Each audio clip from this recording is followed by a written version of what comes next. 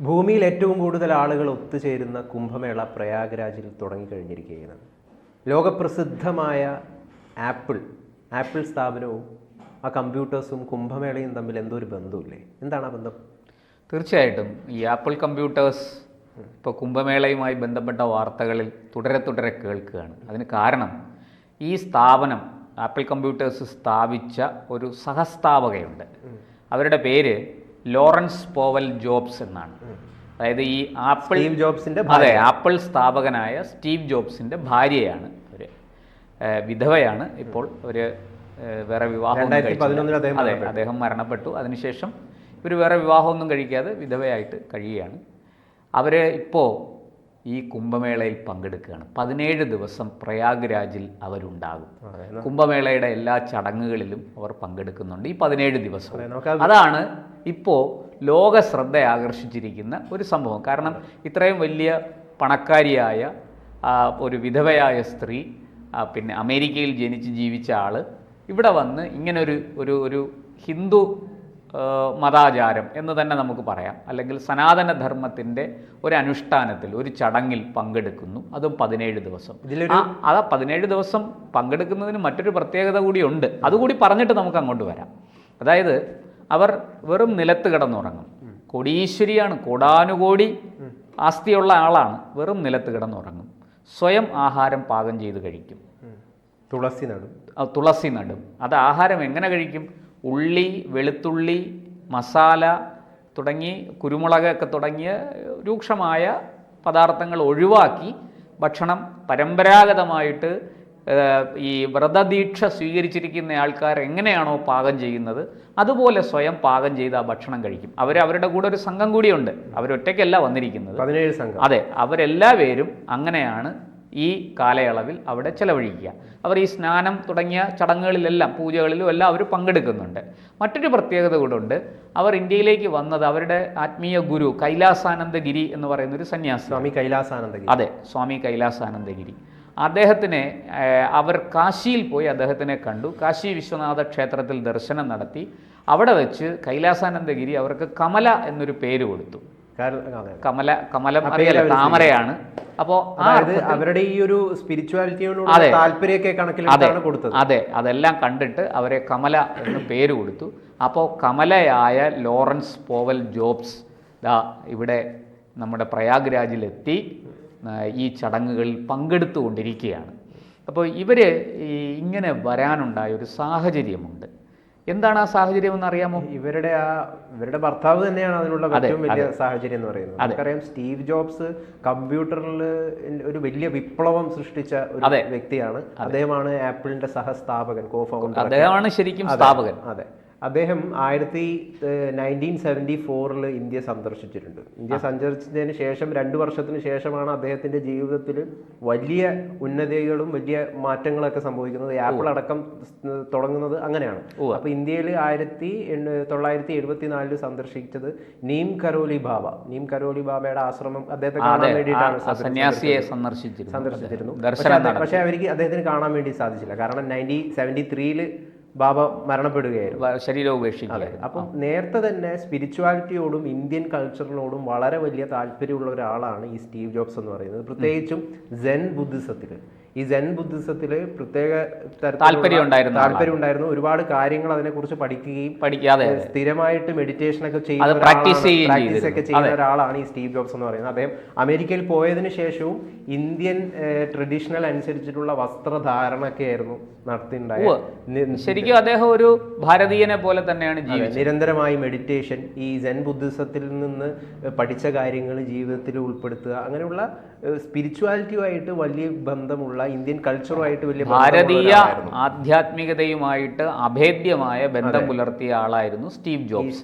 അത് സ്വയം പാലിക്കുകയും അത് മറ്റുള്ളവരെ പഠിപ്പിക്കാൻ ശ്രമിക്കുകയും ചെയ്തിരുന്നു അദ്ദേഹം. അതെ, ഇദ്ദേഹത്തിന്റെ ഒരു കത്താണ് ഇപ്പൊ ഈ കുംഭമേളയുമായി ബന്ധപ്പെട്ടിട്ട് ഇദ്ദേഹത്തിന്റെ ഒരു കത്താണ് ഇപ്പോൾ വലിയ രീതിയിൽ ചർച്ചയാവുന്നത്. അദ്ദേഹം 1974 അദ്ദേഹത്തിന്റെ ഏറ്റവും അടുത്ത സുഹൃത്തായ, കുട്ടിക്കാല സുഹൃത്തായ ടിം ബ്രൗൺ എന്ന് പറഞ്ഞ ഒരാളുണ്ട്. ഈ ബാബയുടെ ആശ്രമം സന്ദർശിച്ചതിന് ശേഷം തിരിച്ചു മടങ്ങി അമേരിക്കയിൽ എത്തിയതിനു ശേഷമാണ് ആ കത്ത് എഴുതിയത്. ആ കത്തിൽ പറയുന്നത് അദ്ദേഹത്തിന്, ആ കത്ത് ഒരു 2 വർഷങ്ങൾക്ക് മുമ്പ് ലേലം ചെയ്തു പോയി.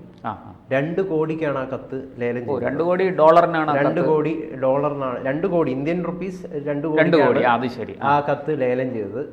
അദ്ദേഹത്തിന്റെ സ്വന്തം കൈപ്പടയിൽ എഴുതിയ ഒരു ലെറ്ററാണ്. ടിം ബ്രൗണിനാണ് അത് എഴുതിയത്.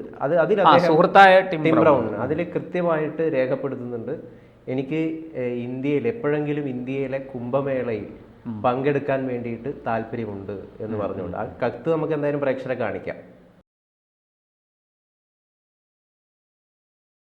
അപ്പൊ കണ്ടില്ലേ, അപ്പോ അതിൽ കൃത്യമായിട്ട് ആ ഒരു മഞ്ഞ ഇതിൽ പ്രത്യേകമായിട്ട് അടയാളപ്പെടുത്തിയിട്ടുണ്ട് അതിലുള്ളത്. അത് മാത്രമല്ല, ഈ കത്തിന്റെ ഏറ്റവും അവസാന ഭാഗത്ത് അദ്ദേഹം ബെസ്റ്റ് വിഷസ് വിശ്വാസ്യതയോടെ, വിശ്വാസപൂർവ്വം എന്നൊക്കെ, അല്ലെങ്കിൽ സ്നേഹത്തോടെ എന്നൊക്കെ എഴുതാം. അദ്ദേഹം ശാന്തി സ്റ്റീവ് ജോബ്സ്. അതങ്ങനെയാണ്, ലോകത്തിന് മുഴുവനും ശാന്തി ഉണ്ടാകട്ടെ എന്നാണ് ആ സങ്കല്പം. ഇതാണ് സ്റ്റീവ് ജോബ്സിന് ഈ കത്താണ് ഇപ്പോൾ വൈറലായിരിക്കുന്നത്. ആ കത്താണ് ഇപ്പം വലിയ രീതിയിൽ വൈറലായിരിക്കുന്നത്. അതിൽ പ്രത്യേകം അദ്ദേഹത്തിന് കുംഭമേളയിൽ പങ്കെടുക്കാൻ താല്പര്യമുണ്ട് എന്ന് കൃത്യമായിട്ട് വ്യക്തമാക്കിയിട്ടുണ്ട്. നമുക്കിപ്പോൾ തന്നെ പല വീഡിയോസും ഈ സമൂഹ മാധ്യമങ്ങളിൽ അല്ലെങ്കിൽ ചാനൽസ് ഒക്കെ കൃത്യമായിട്ട് ഈ ഫോറിനേഴ്സിന്റെ ഒക്കെ ബൈറ്റ് എടുക്കുന്നുണ്ട്. അതായത് പല സ്ഥലങ്ങളിൽ നിന്ന്, പല രാജ്യങ്ങളിൽ നിന്ന് ആളുകളാണ് ഈ കുംഭമേളയിലേക്ക് ഒഴുകുന്നത്. അതായത് ലോകത്തിലെ തന്നെ ഏറ്റവും കൂടുതൽ ആളുകൾ ഒഴുകിയെത്തുന്ന ഒരു സ്ഥലമായിട്ട് കുംഭമേള, ഈ മഹാകുംഭമേള മാറിയിരിക്കുകയാണ് ചെയ്യുന്നത്. ഈ ഇദ്ദേഹത്തിന്റെ ഭാര്യ തന്നെ പറഞ്ഞത്, ഞാൻ ഇത്രയും ആളുകൾ ഒത്തുകൂടുന്ന ഒരു സ്ഥലത്ത് ഞാൻ ഇതുവരെ പോയിട്ടില്ല എന്നാണ്. ഇത് അതിനൊരു കാരണമുണ്ട് ഗൗതം. ഇതിന്റെ ഈ കുംഭമേളയുടെ ആവിർഭാവത്തെ കുറിച്ചൊരു പുരാണ കഥയുണ്ട്, കേട്ടിട്ടുണ്ടോ? ഈ ദേവന്മാർക്ക് ജരാനര ബാധിച്ചു എന്നും, അപ്പോൾ അത് യൗവനം തിരിച്ചു കിട്ടാൻ വേണ്ടിയിട്ട് ഒരു മഹർഷിയുടെ ശാപം മൂലമാണ്, ദുർവാസാവിന്റെ ശാപം മൂലം പാലാഴി കടന്നു. അങ്ങനെ ജരാനര ബാധിച്ചപ്പോൾ അതിൽ നിന്ന് രക്ഷപ്പെടാൻ, യൗവനം തിരിച്ചു കിട്ടാൻ പാലാഴി കടഞ്ഞ അമൃതെടുത്ത് കുടിക്കാനാണ് ബ്രഹ്മാവ് ഉപദേശിച്ചത്. അങ്ങനെ ഇവർ പിന്നെ മന്ദരപർവ്വതത്തെ കൊണ്ടുവന്ന് പാലാഴിയിൽ വച്ച് വാസുകി എന്ന നാഗരാജാവിനെ, സർപ്പങ്ങളുടെ രാജാവായ വാസുകിയെ കയറാക്കി കെട്ടി കടഞ്ഞു. ഈ മന്ദരപർവ്വതം കടഞ്ഞു. ഒരു വശത്ത് ദേവന്മാരും മറുവശത്ത് അസുരന്മാരുമാണ് ഇത് പിടിച്ചത്. ഇവർ രണ്ടുപേരും ബദ്ധവൈരികളാണ്, ശത്രുക്കളാണ്. എങ്കിലും രണ്ടുപേരും കൂടെ ബ്രഹ്മാവ് പറഞ്ഞതിനനുസരിച്ച് രണ്ടുപേരും ചേർന്ന് ഇങ്ങനെ കടഞ്ഞ്, അപ്പോൾ അതിൽ നിന്ന് പല ദിവ്യ ധന്വന്തരി മൂർത്തി, മഹാലക്ഷ്മി ഒക്കെ ഉയർന്നു വന്നു. ഏറ്റവും അവസാനം മോഹിനി ഈ അമൃതകുംഭവുമായിട്ട് വന്നുവെന്നും ആ അമൃതകുംഭത്തിൽ നിന്ന് കുറച്ച് അമൃത ഭൂമിയിലേക്ക് വീണു, അത് വീണത് ഈ പ്രയാഗ്രാജിലാണെന്നുമാണ് സങ്കല്പം. പുരാണ കഥ അങ്ങനെയാണ്. അപ്പോൾ അന്ന് തൊട്ട് ഈ പ്രയാഗ്രാജിന് വലിയ ഒരു മഹത്വം കൈവന്നു. അങ്ങനെ പ്രയാഗ്രാജിലെ ഈ ഈ ത്രിവേണി സംഗമമാണല്ലോ, പിന്നെ ആ ത്രിവേണി സംഗമത്തിൽ കുളിച്ചാൽ, സ്നാനം ചെയ്താൽ അത് പാപവിമോചനത്തിനുള്ളൊരു മാർഗമാണെന്നും ഒക്കെ ഭക്തജനങ്ങൾ വിശ്വസിക്കാൻ തുടങ്ങി. അതിൻ്റെ ഭാഗമായിട്ട് ഇങ്ങനെ തുടർന്ന് വരുന്ന ചടങ്ങുകൾ ഒരുപാടുണ്ട്. അതാണ് അതിൻ്റെ ഒരു വലിയ മഹത്വമായിട്ട് ഈ കഥയും ഈ പറയുന്ന പുരാണ കഥയും അതിലെ സങ്കല്പങ്ങളും ഒക്കെ ആയിട്ട് ചേർന്ന് ഇങ്ങനെ ഇഴചേർന്ന് കിടക്കുകയാണ്. ഈ വിഷ്ണു പുരാണം, അതുപോലെ തന്നെ ഭാഗവത പുരാണം, അതിലൊക്കെ ഈ കുംഭമേളയുമായി ബന്ധപ്പെട്ടുള്ള കാര്യങ്ങൾ രേഖപ്പെടുത്തി. ഈ ഗരുഡന്റെ കുംഭത്തിൽ നിന്ന് ഈ അമൃത് താഴെ സ്ഥലങ്ങളിലേക്ക് പോയി. അതാണ് ഈ നടക്കുന്ന ഈ സ്ഥലങ്ങൾ എന്ന് പറയുന്നത്. വിശ്വാസം അങ്ങനെയാണ്. അല്ല, വിശ്വാസത്തിൻ്റെ യുക്തിയൊന്നും അന്വേഷിക്കാൻ പറ്റില്ല. പക്ഷേ ഒരു കാര്യമുണ്ട്, ഇത്രയും ആൾക്കാർ ഇവിടെ വന്നു പോകുന്നു. അത് പണ്ടൊക്കെ എന്ന് പറഞ്ഞാൽ അവിടെ വലിയ ചർച്ചകളും സംവാദങ്ങളും നടക്കുമായിരുന്നു. വലിയ തോതിൽ ശാസ്ത്ര വിഷയങ്ങൾ ചർച്ച ചെയ്തിരുന്നു. ഗവേഷണ ഫലങ്ങൾ അവിടെ കൊണ്ടുവന്ന് ചർച്ച ചെയ്തിരുന്നു. വലിയ യജ്ഞം അവിടെ നടന്നിരുന്നു എന്നൊക്കെയാണ് പറയുന്നത്. ഈ സോമയാഗം, അതിരാത്രം പോലെയുള്ള വലിയ യജ്ഞങ്ങളൊക്കെ, യാഗങ്ങളൊക്കെ നടന്നിരുന്നു. അതിൻ്റെ ഭാഗമായിട്ട് ഇത്തരം ചർച്ചകളുണ്ടായിരുന്നു. അപ്പോൾ പിന്നീട് കേട്ടിട്ടുള്ളത് ഈ 12 വർഷത്തിലൊരിക്കൽ ഈ കുംഭമേള നടക്കും. അപ്പോൾ ഇതിപ്പോൾ 144 വർഷത്തിലൊരിക്കൽ നടക്കുന്ന മഹാകുംഭമേള എന്നുള്ള സങ്കല്പമാണിപ്പോൾ. എല്ലാ 4 വർഷം കൂടുമ്പോഴും ചെറിയ കുംഭമേള, ലഘുവായ രീതിയിൽ കുംഭമേള നടക്കും. അത് 12 വർഷത്തിലൊരിക്കൽ, ഒരു വ്യാഴം ഒരു വട്ടം സൂര്യനെ ചുറ്റാൻ എടുക്കുന്ന കാലം, നമ്മുടെ ഭൂമിയിൽ നിന്ന് അളക്കുന്ന കാലമാണ് 12 വർഷം. ആ 12 വർഷം കഴിയുമ്പോൾ അടുത്ത 12 വർഷത്തേക്കുള്ള കലണ്ടർ ഉണ്ടാക്കുന്നത് കുംഭമേളയിലായിരുന്നു. ഇങ്ങനെയൊക്കെയുള്ള പല പ്രത്യേകതകളും കുംഭമേളയ്ക്കുണ്ട്. അങ്ങനെയുള്ള കുംഭമേളയാണ് സന്ദർശിക്കാനും അതിൽ പങ്കെടുക്കാനും ചടങ്ങുകളുടെ ഭാഗമാകാനും വേണ്ടിയിട്ട് കമല എന്ന പേരും സ്വീകരിച്ച് ലോറൻസ് പോവൽ ജോബ്സ് എന്ന ആപ്പിൾ കമ്പ്യൂട്ടേഴ്സിൻ്റെ സഹസ്ഥാപക, കോടീശ്വരിയായ ആ മഹത് വ്യക്തി ഇവിടെ വന്ന് ഒരു സാധാരണ ഭക്തയെ പോലെ, ഒരു തീർത്ഥാടകയെ പോലെ അവർ ഇതിനോടൊപ്പം ചേർന്നിരിക്കുന്നു. ഇങ്ങനത്തെ അനേകം ആൾക്കാരുടെ ഉദാഹരണങ്ങൾ നമുക്ക് പറയാനുണ്ട്, കഥകൾ നമുക്ക് പറയാനുണ്ട്. എന്തായാലും നമ്മൾ ഇതിൽ ഒരാളിനെ കൂടി പരാമർശിക്കാതെ ഇത് പൂർത്തിയാവില്ല. കാരണം ഉത്തർപ്രദേശിന്റെ മുഖ്യമന്ത്രിയായിട്ടുള്ള യോഗി ആദിത്യനാഥ്, ഉത്തർപ്രദേശ് സർക്കാർ വഹിക്കുന്ന ഒരു പങ്ക് എന്ന് പറയുന്നത് വളരെ വലിയ പങ്കാണ്. കാരണം ഈ കുംഭമേളയെ ഇപ്പൊ റിപ്പോർട്ട് ചെയ്യുന്നതും ഇത് ഏറ്റവും കൂടുതൽ ഇപ്പൊ എന്താണ് പുറത്തെ BBC അടക്കമുള്ള എന്താണ് ചാനലുകളാണ് ഇവിടെ വന്നിട്ട് വലിയ രീതിയിലുള്ള കവറേജ് നടത്തുന്നത്. കാരണം ലോകം തന്നെ വീക്ഷിക്കുന്ന ഒരു മഹാ ഉത്സവമായിട്ട് ഈ കുംഭമേള മാറി തീർന്നിട്ടുണ്ട്. കാരണം 40,000 കോടി ആളുകളാണ് അവിടെ എത്തുന്നത് 45 ദിവസത്തെ ഈ ഒരു ഉത്സവത്തിൽ. 45 കോടി, അതെ, 45 കോടി 45 ദിവസം, 45 ദിവസം, ഏതാണ്ട് ഒരു ദിവസം 90 ലക്ഷത്തിലധികം ആൾക്കാർ പങ്കെടുക്കുമെന്നാണ് കണക്കുകൂട്ടൽ.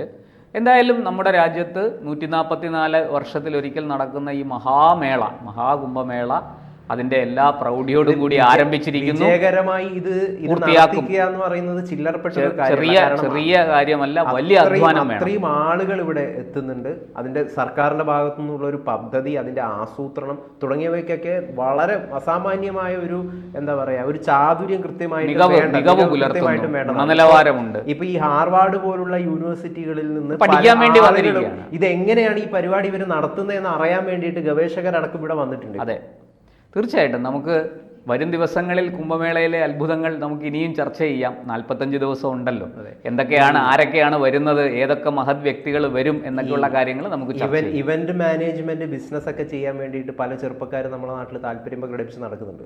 അവർക്കൊക്കെ ശരിക്കും പോയിട്ട് പഠിക്കാനുള്ള ഒരു വലിയ അവസരമാണ്. അതെ, തീർച്ചയായിട്ടും. നന്ദി.